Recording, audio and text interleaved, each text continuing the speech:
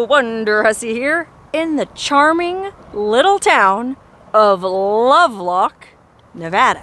This is an itty bitty little town of about 1,800 people just off of Interstate 80, about 2 hours east of Reno.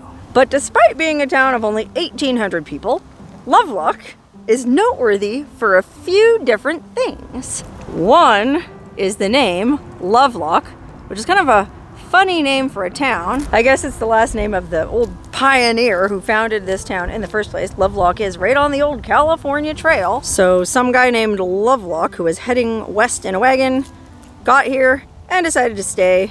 And I guess they sort of embraced the name Lovelock by having all these lovers locks. Okay, you know how they do that? Like, I guess you get a lock and you write your name and your boyfriend's name and lock it to a fence, and that means your love is locked forever and you'll be together for the rest of your lives. Like Eduardo and Sherry here. They're probably already divorced. Anyway, Lovelock is also noteworthy for being the place where you get sent to jail if you're arrested at Burning Man. That's right, Burning Man is held on a vast dry lake bed at least 100 miles that way, but it's technically in Pershing County, and this is the Pershing County seat, so apparently they take you to jail here in Lovelock if you screw up at Burning Man. Lovelock is also noteworthy for having been home to O.J. Simpson from 2008 to 2017. That's right, the juice was no longer on the loose for 9 years right here at the Lovelock Correctional Center. Remember that when OJ got busted for stealing all that sports memorabilia down in Vegas? Well, he ended up at this prison right here off the side of Interstate 80, just outside the town of Lovelock. But the thing that Lovelock is best known for is a cave. That's right, you're probably wondering why I'm wearing my archaeologist outfit. Well, that's because we're going to check out the infamous Lovelock Cave.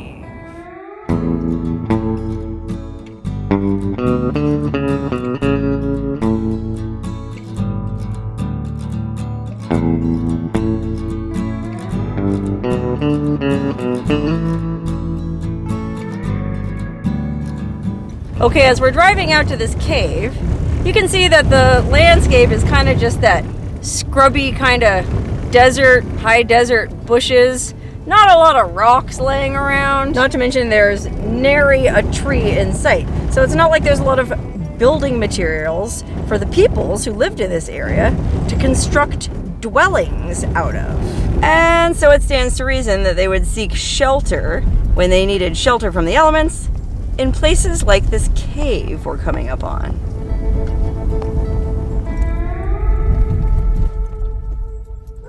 Okay, we're here at the parking area for this Lovelock Cave trailhead. Unfortunately, there's some very agitated dogs in that Bronco over there, but I'll go ahead and get out of their way because it looks like there's a nature trail we can take, a loop that will lead us all the way around to the entrance of this mysterious, notorious Lovelock Cave.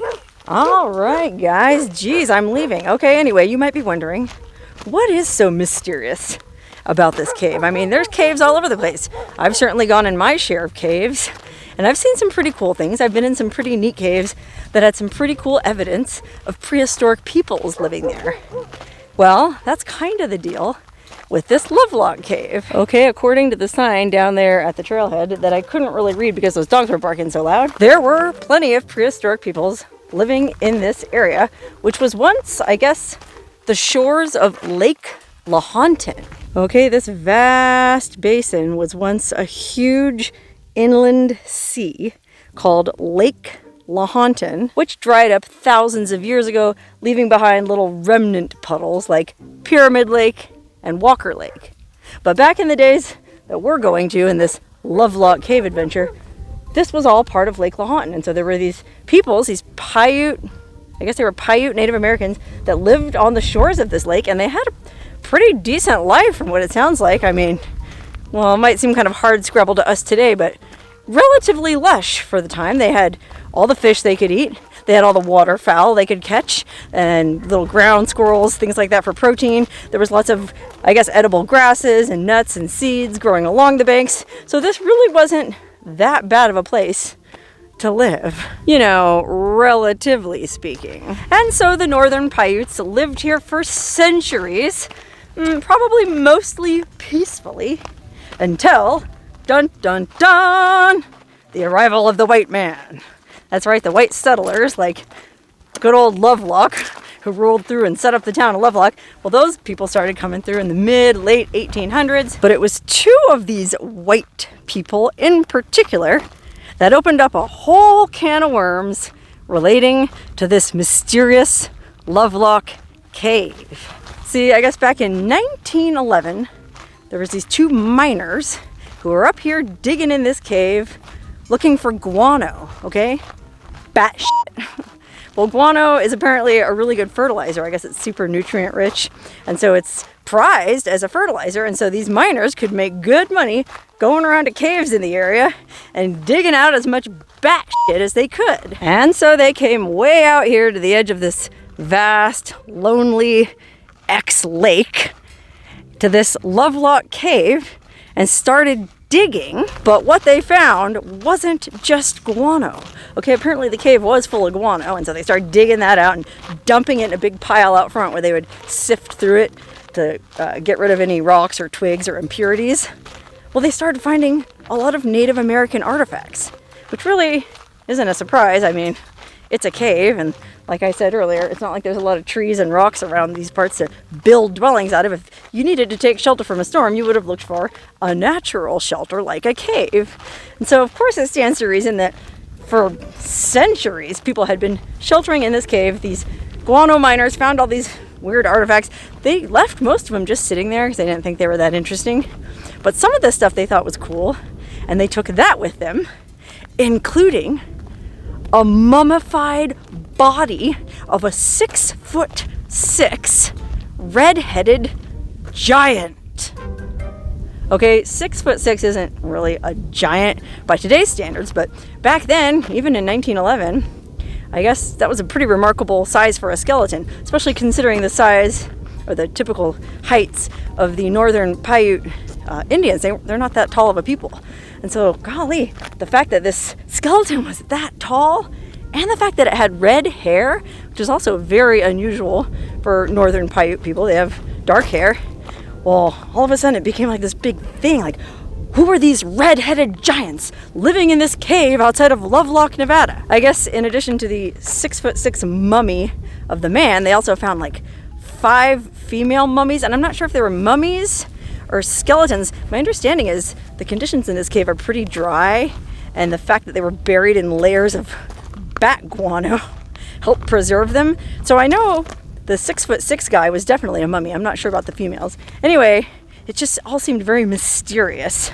And well, there's still certain quarters of the internet where if you go today, they'll tell you all about how there was this ancient race of red-headed giants living in a cave on the edge of Lake Lahontan. And you might find that pretty improbable. I mean, I know I certainly do. How did red-headed giants end up here in this godforsaken, blighted corner of the Nevada desert? And I say godforsaken and blighted in a fond way. I actually really like the Great Basin, and I personally find a lot of beauty in these huge, vast landscapes. But you know what I mean. Anyway, I guess one theory was that these were the remains of Europeans that had come to the Americas way before anybody had thought. Because I guess once they started dating the artifacts in this cave, you know, originally these two miners found all the stuff, and well, they didn't really report it. I think they tried to turn the skeleton into the Smithsonian Museum, but they wanted to sell it. And the Smithsonian doesn't pay, they just want donations. And so I guess the guys just kept the mummy, and gosh, according to one thing I read online, they gave it or sold it to a local funeral home, then ended up boiling off the flesh because they just wanted the skeleton. And so all of that information and the fact that it had red hair and like the way it looked, it's all lost to history. I don't know if that's true, but if it is, it's very frustrating. But anyway, the miners kept on mining guano out and just throwing artifacts over to the side, keeping what they thought was cool for like another year, I think. And then eventually there were just so many artifacts that it was making their job cumbersome. And so they just abandoned the cave altogether. And that's when they finally called some archaeologists at the University of California. So I think in like 1912, real archaeologists, and then there's some controversy about that too.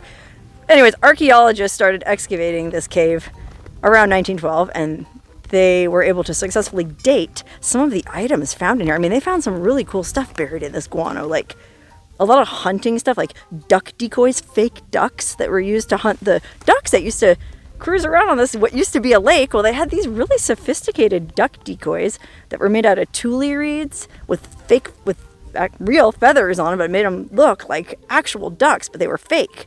So there was duck decoys, they found nets, they found traps, they found a little woven sling that was woven out of some kind of textiles. I guess there was some kind of reed growing here that they could make yarn out of, and it's one of the oldest textile slings ever found in North America. Anyway, they were able to date all of that stuff to, I think, around 1500 BC.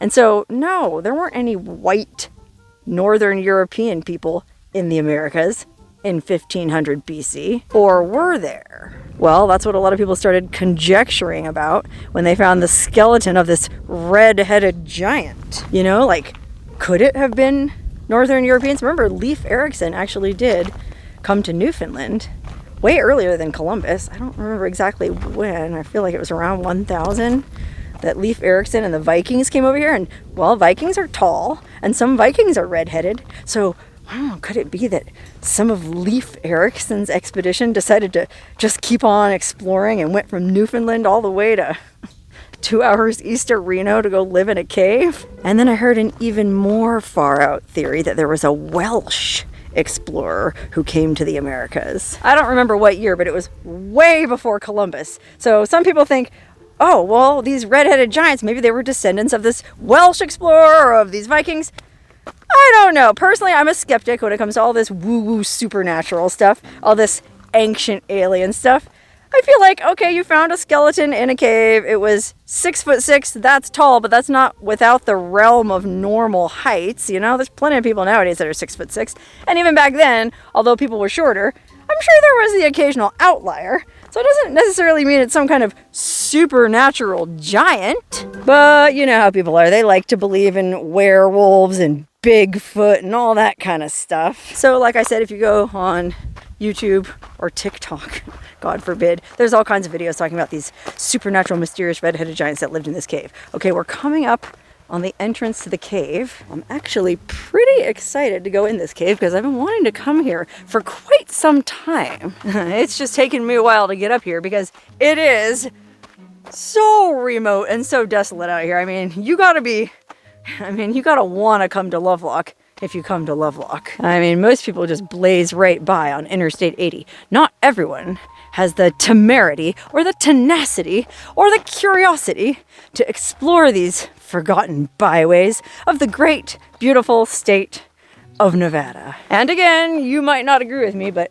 I think this landscape is absolutely beautiful.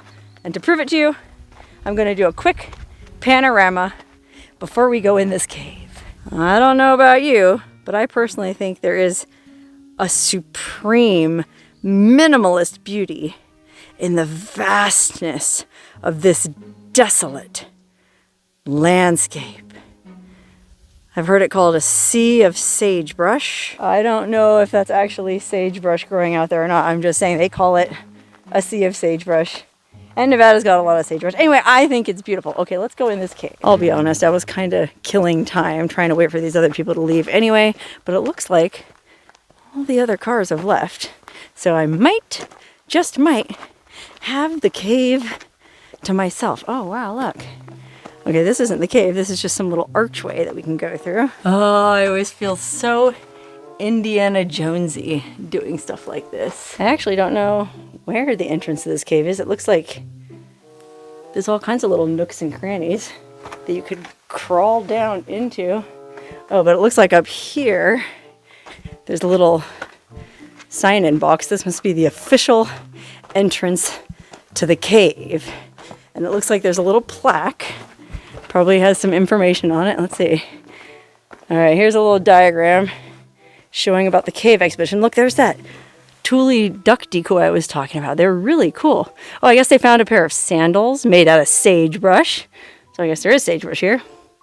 And then they found fish hooks, you know, a lot of hunting and fishing gear buried in this pit of guano, okay? I guess when the first two miners came in, they started digging, and the first, I don't know, foot or two was just ashes, charred rushes.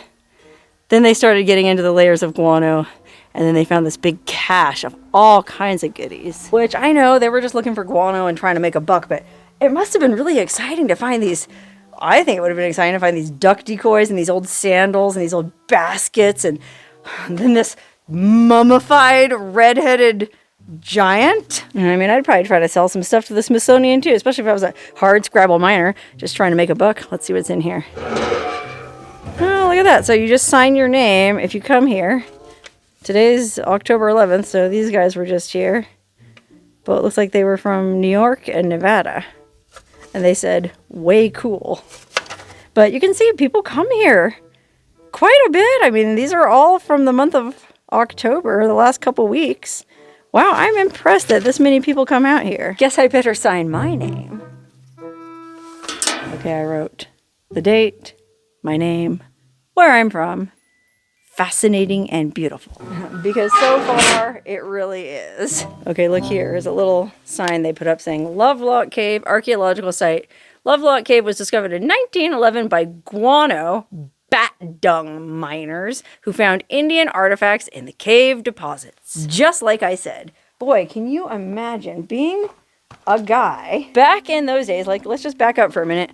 You know, this road probably wasn't here, and the kinds of automobiles they had certainly didn't have modern shocks and couldn't have been very comfortable to drive all the way out down this bumpy, dusty desert into this creepy, terrifying cave that you had no idea what was going to be inside it. I mean, there could have been rabid bats, there could have been Sasquatches, there could have been red-headed giants. They didn't know, but they were desperate to make money, and so they went into this terrifying bat poo-filled chasm just to try and earn a living. I mean, say what you will about these early Americans, they were not afraid to work. Anyway, there's some kind of platform in here. Wow, I didn't expect this site to be this developed. This is pretty impressive. So basically, we're inside this giant cave that, by the way, is very sooty. You can see there's been a lot of fires in here over the years, and we'll get to that in a minute. But there's this kind of like viewing platform, very solidly constructed, that goes all the way down.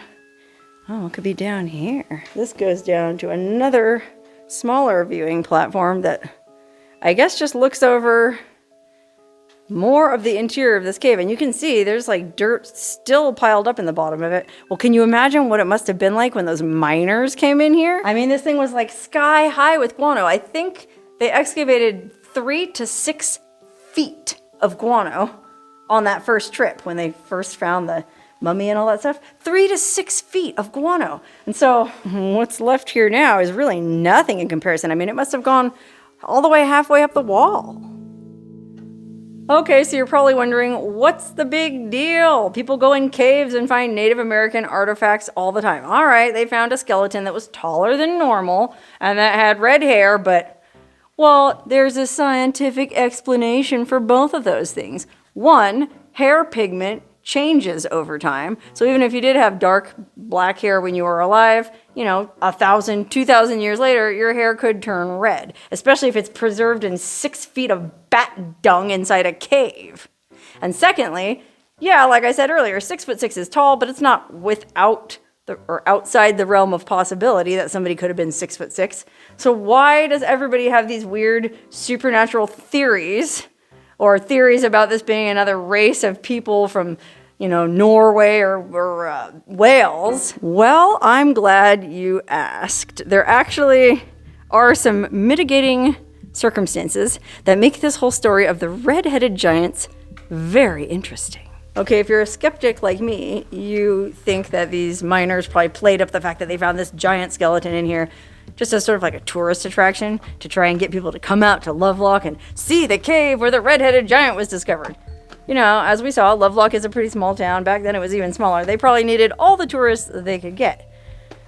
But I don't think it was just made up to lure in tourists. Because I guess the northern Paiute peoples that still live in this area, believe it or not, there's still descendants of these northern Paiutes living out here today. Well, in their oral tradition, they do have stories about a race of red-headed cannibalistic giants that lived in the area. Yeah, the northern Paiutes actually have, of course, they didn't have written history, but they had oral traditions, stories that they would pass down from generation to generation. And so according to the Paiutes, they had this oral history of these red-headed peoples. And this is all very complicated because there isn't any written history. There's just hearsay, essentially. Like Sarah Winnemucca, if you know who that is, she was the daughter of a big famous Indian chief, and the town of Winnemucca, Nevada is named after her. Well, she was well educated. She lived in like the late 1800s. She was well educated and well spoken, and she would go around and lecture, talk about her people. She wrote a book about her life among the Paiutes. So she was kind of well known and well versed in the white man's world. Well, she would go around on these lecture tours and talk about this. And according to her, she grew up hearing stories about these red-headed people, that they weren't from the same tribe. They were cannibals.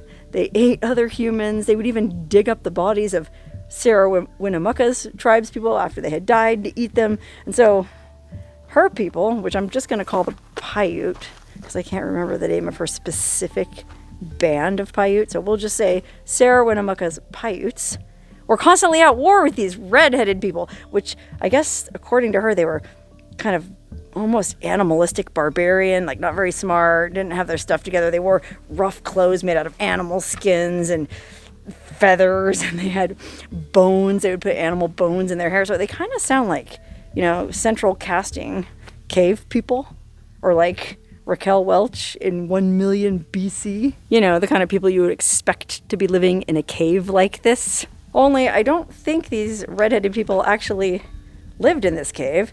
Again, it's all over the place what you read online, but it sounded like, because they were constantly at war with the Paiutes, this tribe of people, which I guess the Paiutes called the Siteka, Sitecah. I'm just going to say Siteka. Anyway, the Siteka lived on rafts in the middle of, well, there used to be a big lake out here. And I guess that way they were out of harm's reach from the northern Paiute. I don't know. They had a very contentious relationship. And I guess, well, the fact that the Siteka were digging up the Paiutes' freshly dead bodies to eat caused a lot of friction. And so there was constant battles, wars, skirmishes. And eventually, according to Sarah Winnemucca, well, it came down to this one final battle where they rounded up all the Siteka and forced them into this cave. Or maybe the Siteka ran and hid in the cave, I'm not sure. But either way, the Paiutes corralled them all into this cave and then started stacking up brush at the entrance. And I guess the Siteka were just like, as fast as they could stack it up, they were pulling it into the cave. So finally, the northern Paiutes lit the stack of brush on fire and essentially asphyxiated every single member of the Siteka in this cave. And so people kind of assumed that this red-headed giant mummy that was found in this cave must have been one of the Siteka. Although it's interesting, in Sarah Winnemucca's book, and then I guess also an archaeologist interviewed her brother, and they both had the same, oral histories passed down to them from their dad. These red-headed people were never called giants. They were just red-headed cannibals. So I'm not sure. No one's really sure what the story is. It's just all the details add up to make it one of those compelling things that you kind of almost wish was true. Like, oh, wouldn't it be neat if there was a race of red-headed giant cannibals living in the Nevada desert that were descended from Leif Erikson? How about that? I don't know, though. Like I said, I'm a pretty big skeptic, so I'm not sure I put any credence in any of this supernatural stuff. But either way, I mean, the fact remains that, well, if the Northern Paiute oral tradition is true, a bunch of people died in this cave. All this soot. Well, I guess this isn't soot. I don't know. This is kind of shiny to be soot. It almost looks like some kind of lichen or fungus or something. But there is soot here and all over on the inside of this cave. A bunch of people were killed by this giant fire at the opening. And so it is a pretty sobering place. And I don't want to make light of that. I mean, even if these Siteka were cannibals and they were stupid and they were primitive and they were mean-spirited and violent, nobody deserves to die like that. Anyway, what are my thoughts about this whole situation with these red-headed giants? Well, like I already said, I'm a skeptic, so I am a skeptic, but then it's like this Native American oral tradition that is kind of compelling. Yeah, the details vary. Like, I guess when the archaeologists were interviewing people about it, they talked to Sarah Winnemucca's brother, and you know, he had one timeline, and in her book she said it was many hundreds of years ago, but then I think she said it was her great-great-grandfather's. I don't know, none of the information really adds up. So one of the archaeologists sort of came to the conclusion that, well, even if the Paiutes did have this oral tradition of these red-headed giants living in a cave eating people, it could have just been their way of explaining unexplainable stuff that they found. So I guess the short answer is nobody knows, but it sure is fun to speculate. I guess one other semi-compelling argument for the existence of these red-headed giants was the fact that Sarah Winnemucca herself had a dress that was trimmed in red hair from those people. That's right, I guess because her dad was the Chief Winnemucca. He, you know, had passed down to him from his dad, who was passed down to it from his dad, some of the actual red hair from these cannibalistic giants, or whatever you want to call them. And so Sarah Winnemucca had a dress that was trimmed in that red hair, and I guess she would wear it when she did her speaking engagements. I don't know what happened to that dress. It must be in a museum somewhere now. I'll bet you anything the Smithsonian wishes they would have bought that mummy off those two miners. They shouldn't have been so cheap. I mean, I guess maybe they didn't have that kind of budget back then, or maybe, to be fair, museums don't like to pay for stuff because that encourages looting and grave robbing. You know, if you know you can get money from the Smithsonian for bringing them goods, well, then you're going to go dig up all kinds of crap. So I guess that makes sense. But in retrospect, it's a real bummer that they didn't buy that mummy when they had the chance, because, gosh, now we'll never know. We'll never know who lived in that cave, who died in that cave, how tall they were, and what color their hair was. Anyway, that's pretty much all there is to the Lovelock Cave interpretive site. There's a sign here talking about prehistoric life. It shows, you know, a woman very modestly grinding seed, hiding her nipples while she's doing so. But then the guys, you know, hunting ducks, using their decoys, fishing with nets, women gathering plant foods, and then the guys hiding the duck decoys in that storage pit in the cave where it was found by those two guano miners many hundreds of years later. I think this is actually a really cool site, and I do think it's totally worth taking a 20-mile detour off I-84. In fact, I heartily recommend it. The road was fine, really well graded the whole way out here. Any vehicle at all could make it. So if you, like me, enjoy poking around weird corners of America, I definitely recommend coming to check this place out. Now, as for me, I'm gonna get in my rig and head on down the road to the next quirky destination. See you there.